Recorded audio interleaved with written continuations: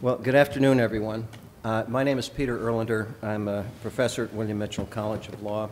I'm also the director of the International Humanitarian Law Institute, which is the institute that's sponsoring this event. In the way of background, this actually started for me in 2003 when I went to Arusha to try and find out more about the UN tribunals. Everyone's heard about the Rwanda Tribunal, and as an academic, I thought I should know about it too. When I got there in June of 2003, I met my client. I seemed to be a decent enough sort, and then the chief prosecutor, Carla Del Ponte, had a press conference in which she announced publicly that the former president of Rwanda, Habyarimana, had been killed by the current president of Rwanda, Kagame, and that the UN was ready to prosecute Kagame for that crime and to prosecute the RPF forces under Kagame who had committed crimes. And this came from the chief prosecutor. I was stunned. I knew nothing about there being another reality to the Rwandan genocide story. I expected it to be the same story all of us had heard. But after the prosecutor announced this world-changing, in my mind, event, Paul Kagame called for her to be removed from office the next day. Not surprising.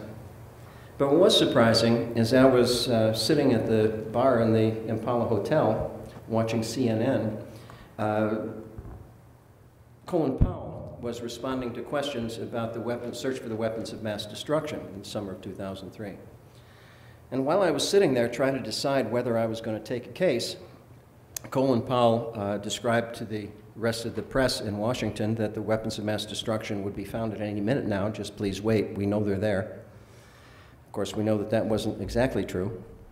But also during that press conference, he was asked a question about Kagame's call to have Carla Del Ponte removed from office because she recommended prosecuting him. Colin Powell said, yes, we agree with that policy, and went on. Probably no one in the world caught that except a guy sitting in Arusha, Tanzania, trying to decide whether he was going to take a case in the tribunal when the day before the chief prosecutor had just told him and the rest of the world that the story about the Rwandan genocide that they had heard was untrue, and that she had the evidence to prosecute Kagame and the evidence to prosecute the RPF, and Colin Powell was calling for her resignation. 2 months later, she was removed from office, and no one associated with the side that won the war has faced any charges at the UN tribunal at all in the last 16 years. That means that the Rwanda tribunal by the UN is either a victor's tribunal, like the Nuremberg and Tokyo tribunals after World War II, or the Rwanda War, 5 years of it, which preceded the Rwanda genocide and continues afterward. Either it's a victor's tribunal, or this war has been the only one in history in which only one side committed crimes, because that's what the UN tribunal has decided, in spite of the fact that the chief prosecutor knows that that's not the truth. So, as a result of that work, as a defense lawyer at the tribunal, I got discovery from a prosecution that was not using any UN documents to prosecute the defendants, although the UN had people in Rwanda during the entire period of the genocide and was issuing daily reports on what was going on. None of those reports were being used to prosecute the people who were being accused of crime. When I was able to get the documents that had been accumulated about what was happening between UN headquarters and the airport, which is where my client had his command responsibility, I found out that none of the documents that the RPF or that the prosecutor had that related to that area where my client was the commander, those documents, it took a year for me to get, and finally the documents showed that in fact there were no reports of crimes being committed by my client or by his troops in that area. Moreover, he was the guy that the UN had to go to every day, many times a day, in order to get to the airport to do their work. And there was nothing but laudatory comments about my client in the UN reports. Now, I understood why the UN reports were not being used by the prosecutor. And I set out to get more reports. and I was able to get into UN headquarters. I'm the only defense lawyer at the ICTR that has ever been able to do that. And I've been able to put together a document file of some 30,000 documents that are on a website, rwandadocumentsproject.net, that had the effect of bringing into the ICTR evidence about what actually did happen in Rwanda day by day by day, almost minute by minute, that have been in the UN files since they were created in April through July 1994. And except for my being able to get at them, they've been completely suppressed for the last 16 years. Because I was able to get at those documents, I was also able to show that there's another explanation for how this mass violence happened, because it is true that mass violence happened in Rwanda. It means many people were killed because they were Tutsi. Many people were killed because of their ethnicity. But what the UN documents also show is that there was a war that had been going on for nearly 5 years. The country was completely destabilized, and at the end of 1993, the military of the country next door, Burundi, assassinated the Burundian president, who was the first elected Hutu president of Burundi, and the country exploded. 250,000 people or so killed, probably. 1/3 coming into Rwanda. All of these in October of 1993 to the end of 93, as Bob Flotten was just ending his term. The reality is that the State Department understood quite well that if the Arusha Accord ceasefire was broken, that was preventing war in Rwanda, that the events in Burundi would have caused Rwanda to explode, as an example for Rwanda. So what we now know is that the current president of Rwanda, Mr. Kagame, was warned beforehand that if he broke the ceasefire, that he would be responsible for mass violence of a communal nature, like happened in Burundi, would also happen in Rwanda. We now know, because of the revelations of the former Secretary General of the ruling party of Rwanda, Dr. Rudasingwa, that, of course, that assassination by Mr. Kagame of Habyarimana, in fact, did happen and led to the mass killings that we know about. But it's a complicated question, because people got killed for lots of reasons. And our purpose here today is to begin a process of truth and reconciliation in Rwanda that has not been able to get started up until now, because knowing the truth has not been possible. The documents have been suppressed by the UN. The story about what happened in Rwanda has been distorted by the US because of their own involvement, in my view. But where we are now is that a new day is going to have to start in Rwanda, and we have to start this new day in Central Africa also, because as you know, there's violence in the Congo today that's related to this assassination and the politics that led to that. The invasion of Somalia that's going on today by forces of Burundi and Uganda are part of this story. The human rights peacekeepers in Darfur are Rwandan troops that are taken from the eastern Congo, where they're stealing minerals at the tune of about $250 million a year, and then sent from that operation up to Darfur to be peacekeepers in Darfur.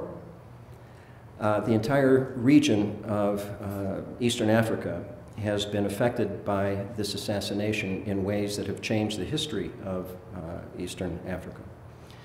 This is the first meeting in history after these disclosures and this evidence has been put into the record, in which leading members of each side of this struggle, the Hutu and the Tutsi side, are meeting in public to acknowledge that both sides are responsible for the violence, that both sides committed crimes, that both sides have to accept responsibility and go forward to reconciliation based on the idea that everyone had a piece of the Rwandan genocide. So this event is really not for those of us in this room. This event is being simulcast worldwide. It's the first time that people in Rwanda, people in the Congo, people in Burundi, people in Uganda, people in East Africa are going to find out for the first time how it was the Rwandan genocide actually began, and that the responsibility does have to be shared. There are no good guys and no bad guys absolutely in this matter, except in my view, for United States policy. Because the evidence also makes clear that at the time that the crimes of the RPF, or portions of the RPF, because as Theogene mentioned to me, of course, it wasn't everyone, that's true.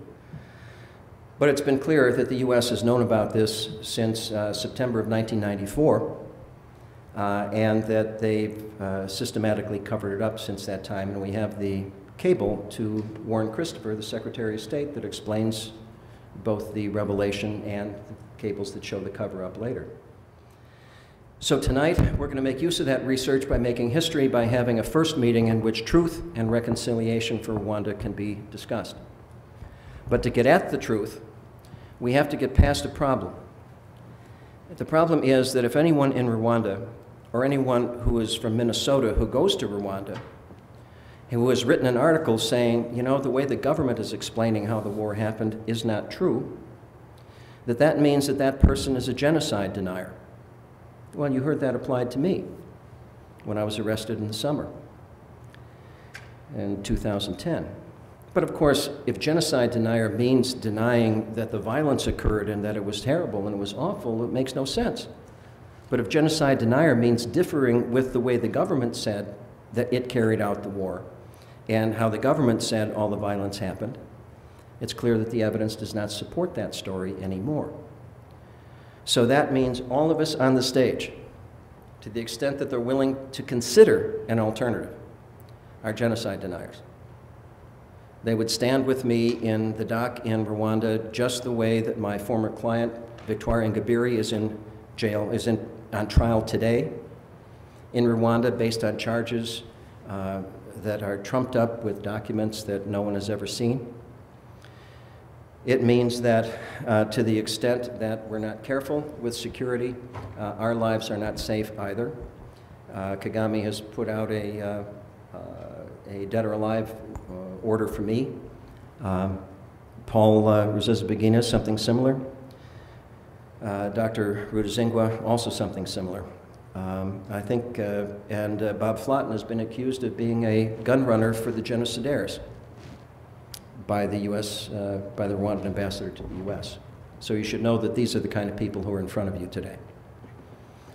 The program I'm going to turn over to my colleagues, and we are very fortunate to have Prime Minister Ali Guled here as the moderator. Prime Minister Guled served in the Somali government for many years, was at the Humphrey Institute here for the last 7 or 8 years. But his perspective is the perspective from the region as to how this mistelling of the Rwandan genocide story has affected the politics of the entire region and is actually affecting politics in Somalia today. That'll be part of the contribution, but he will be the moderator. I sit down. The first speaker that I'm going to ask to address us will be Robert Flotten from the U.S. ambassador to Rwanda, who was in Kigali in the years 90 to the end of 93. He will be explaining his take on it. We have Paul and Theogene will be talking about it from their viewpoints. Since Paul already spoke this morning, he's going to speak less now and will be leaving early. And the rest of us will continue the conversation. But the important thing for people here in this room to understand is while it seems like there's not a whole lot of people in the audience, it's not a big roaring event. Of course not. Earlier today, we had people from the Rwandan government here challenging us and calling Paul, what did they accuse you of being a terrorist, I think? Well, I'm a terrorist, I'm financing terrorists, I'm a genocide denier, I'm a negationist, I'm a genocide ideologist, everything. And with that, and with that disclaimer, so that you know the character of the people who are on this podium, I've chosen them specifically because of that character, actually.